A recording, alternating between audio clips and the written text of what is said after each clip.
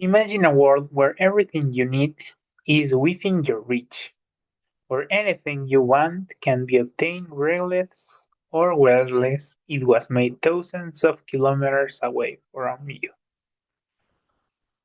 Think for a moment about your phone, your clothes, or the coffee you drink.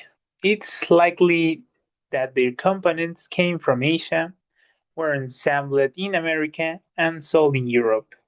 This is globalization, the increasing economic, political, and cultural interconnections between the countries and the world, a process that redefined our existence, but one that comes at cost. Although globalization seems like a recent phenomenon, it's an historical process with well-defined goals. The economist Thomas Friedman segmented into three stages. The first, globalization 1.0, began around the year 50,000 with the age of discovery by late nation states such as Spain and Portugal, opening the first transoceanic routes. Then the globalization 2.0 started in 80,000 was driven by the Industrial Revolution and multinational corporations, with the steam engine and telegraph. Short telling distance, but the version we know today, globalization 3.0, accelerate with two crucial late 20th century milestones. The Mal, the fall, the fall of Berlin Wall in 1989, and the dissolution of the Soviet Union in 1991, opening huge markets. This was the true engine of digital hyperconnectivity. Globalization has brought undeniable advance to humanity. In the economic sphere, the free flow of capital and goods has forced global GDP growth and contributed to the lifting hundreds of millions of people out of extreme poverty, especially in Asia. In the technological field, the information of revolution has connected us never before. Thanks to Tim Berners-Lee, who developed the World Wide Web in the late 80s, today we have instant access to almost of the world knowledge. Finally, it has generated an appreciable cultural diversity. We can enjoy Korean cinema, Peruvian gastronomic, and African music, a rising or global perspective.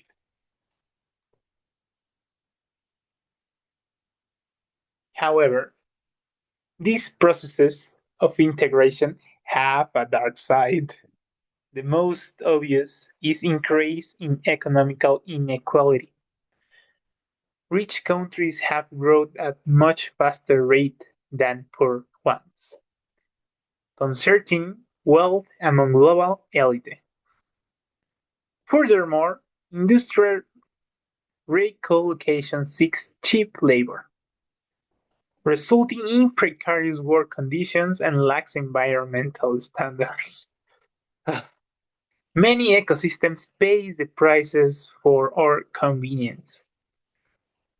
And, and there is where we arrive the most critical point about deglobalization. In, in its pursuit of maximum efficiency and minimum cost, has reweighed one of the history's worst atrocities.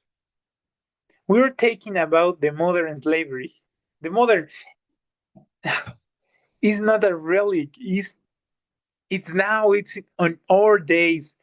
The clothes and we use the even the plastic of this soap bottle had slave handmade. It's in our days. It's not in the past. That's real. In our days, we have more slaves than in the 18,000. That's horrible because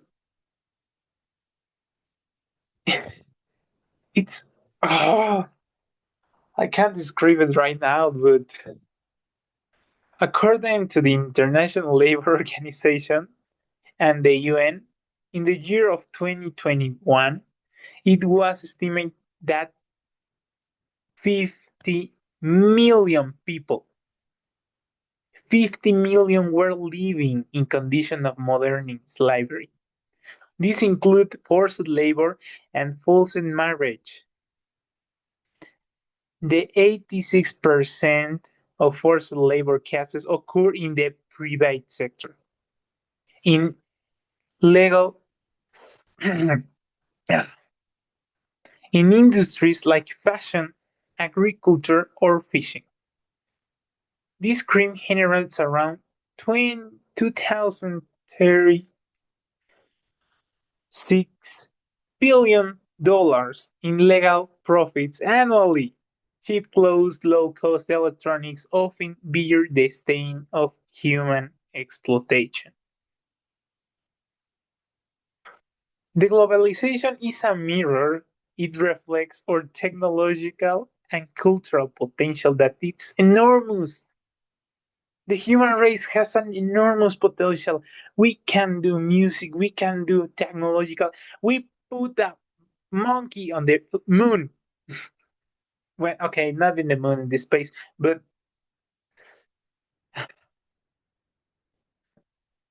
and also or ethical indifference or challenge in 25th century is not stop the connection, but humanize it. We must demand transparency in production chains and be conscious consumers. True globalization will either be used or will simply by another form of domination. That's all. Thank you, teacher. Mhm. If you see this video in the morning or in the afternoon, good evening, good day, or good night.